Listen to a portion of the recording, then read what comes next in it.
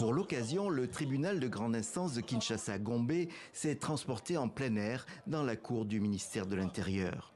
Il s'agit de juger une vingtaine de présumés criminels impliqués dans des affaires d'enlèvement par taxi. Les victimes sont des habitants de la ville qui montent dans un taxi jaune, normal en apparence, et se retrouvent séquestrés, battus et dépouillés. Le phénomène émeut beaucoup Kinshasa par sa récurrence et son extrême violence. Ils m'ont maîtrisé, ils m'ont mis la tête en bas, ils m'ont appuyé, ils commençaient à me taper des coups. La personne qui était devant, il a sauté par derrière, il m'a saisi par les coups, il m'a serré très fort, j'étais étouffé. Ils ont tout pris, ils m'ont frappé des coups sur le visage, ils ont ravi mon sac, mes téléphones, montres, perruques, tout. En tout cas, je suis vraiment traumatisée.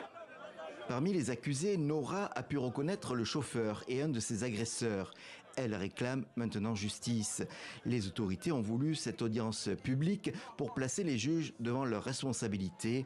Dans le passé, des cas de corruption ont fait que des coupables sont ressortis libres du tribunal. De fait, cette semaine, c'est toute une foule en colère qui assiste au procès et exige de la sévérité. Pour moi, au moment où nous parlons, après cette audience, il fallait les fusiller, il fallait les tuer. Ils sont plus. Il y a les autres qui sont à cavale.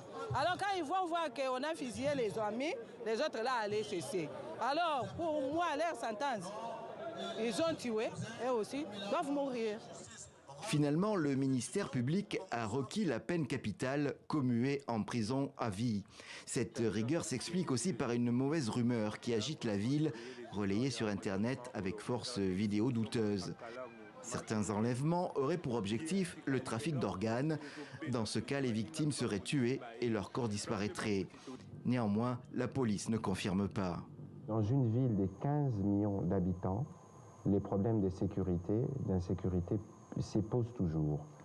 Mais qu'il y a aussi, parallèlement à cela, une réponse de la police.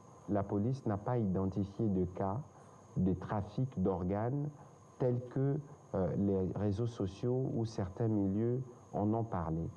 Patrick Mouyaya parle d'une œuvre de manipulation pour créer de l'inquiétude.